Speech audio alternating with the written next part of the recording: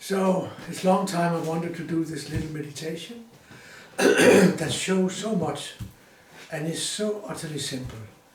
Because talking about awakening and enlightenment, the problem is we talk about it at all, because it gets into your mind. And enlightenment, realization, awakening is when there's nothing in the mind. Then it's there all the time, but there's also thoughts all the time. So this little meditation shows something. And it's like feel the mind like a hurricane. Like a totally mad hurricane with an absolute silent center and a periphery that moves and moves and moves, more and more strong. If you go out in the nature and you see a hurricane, where the center is, where the silent center is, there's no movement. But the moment you go just a little bit out, then starts movement. And the further out you get, the more terrible it gets. So if you are in a hurricane in the nature, the big art is to come into the center of it. Otherwise it's pulling up trees and turning over cars, and it's very strong. And mind is like that a little bit. When we wake up in the morning, often we come from deep sleep, deep dreamless sleep. And in a way we are in our nature there, but we are not aware. In the deep dreamless sleep, we are home, but we don't know. We are unconscious. So that's the difference between a deep dreamless sleep and then when you are totally awakened. Then in a way you are at the same place. Because in deep dreamless sleep there's also no thoughts. But you are also not there, you're gone. The thought, the me thought is also gone. So if you use this analogy with the hurricane, just feel again that when you wake up in the morning or during the day, you keep on moving from the silent center, which is your heart. Immediately you go up to the mind and move out. Move out and out and out. Out in experiences, out in thinking, out in feelings. And all this is Maya. This is like a dream. Everybody's living in a dream. There's only very, very, very few that is aware of it. In our culture it's very sad to look at, and that's also why there's so much pain. Because when you are in touch with yourself, there is no pain, because there's no me that can be in pain. Then it's just there, your natural state. So this natural state is absolutely quiet, silent, and it starts making ripples. And that creates the world.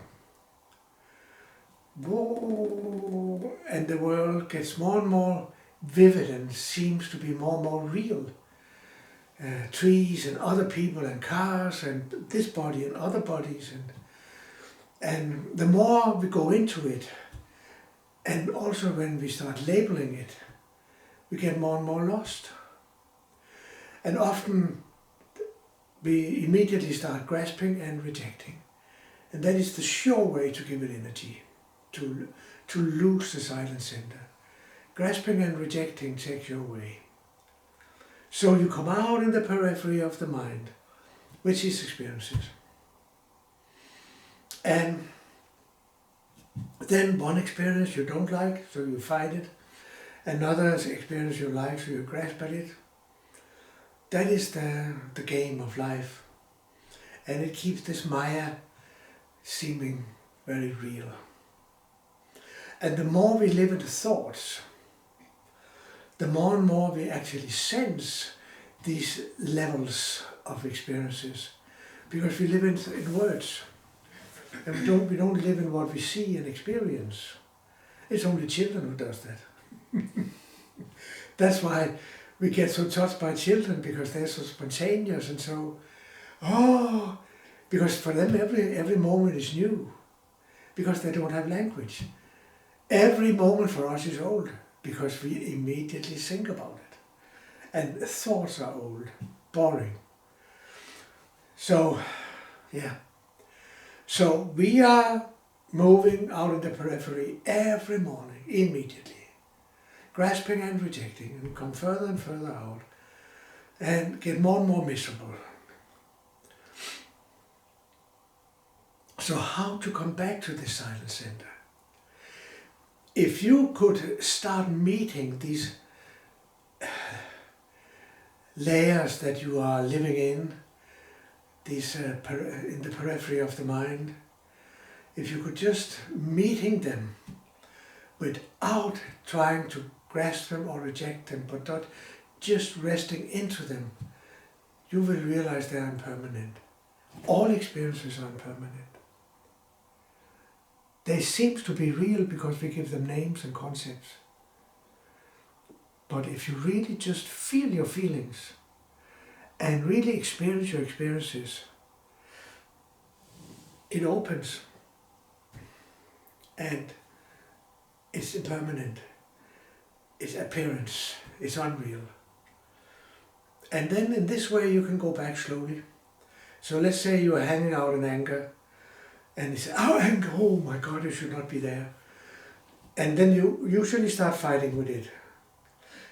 And if you go to a shrink and say, oh, I have so much trouble with anger, what to do? And the shrink will spend a lot of time on this anger, with analyzing it. Where is it coming from? Is it from your mother and father? And blah, blah, blah, blah, blah. Because the shrink also don't know who he is or she is. So you can spend a lot of time in the periphery of the mind with psychology also, because you don't really get the point that all these layers are impermanent, unreal, if you really meet them without any language.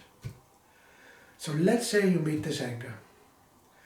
Oh, anger.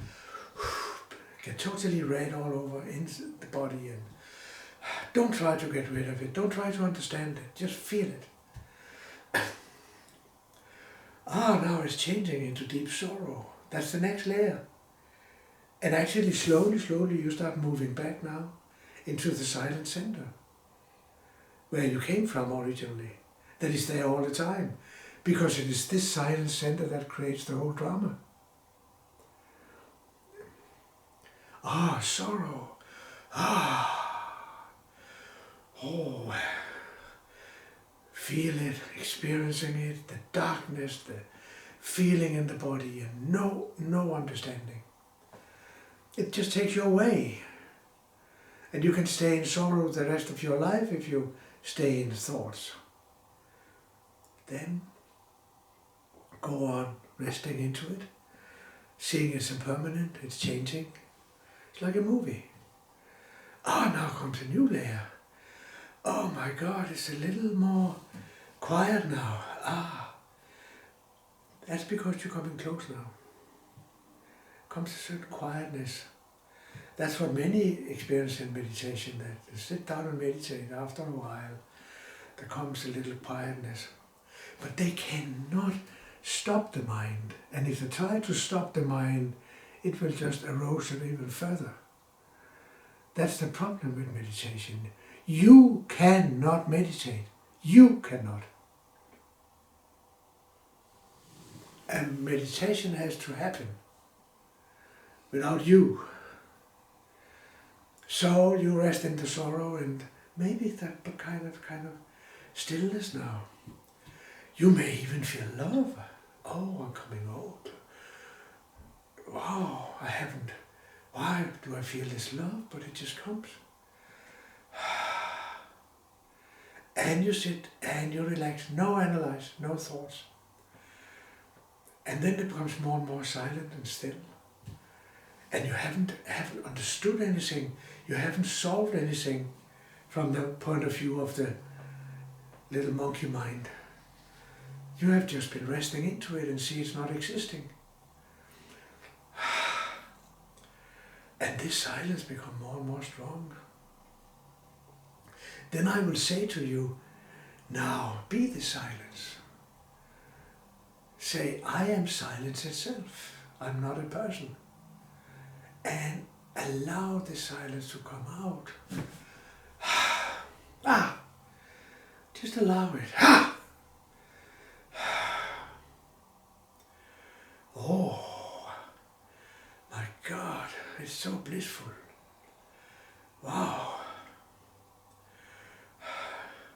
Now you actually can fall into the totally silent center of the hurricane, of the mind. You can, but if you don't fall into the silent center of the hurricane here now, then what we do is that we stay here now in the silence and invite what we went through into the silence, and it disappears. And then you come home. If you stay in the silence in the heart, the stillness, and then invite the anger, the sorrow into this space, it disappears. You come into non-duality, and you will say, but I'm free. There's no one free here, remember. There's freedom. There's just freedom, unconditional freedom.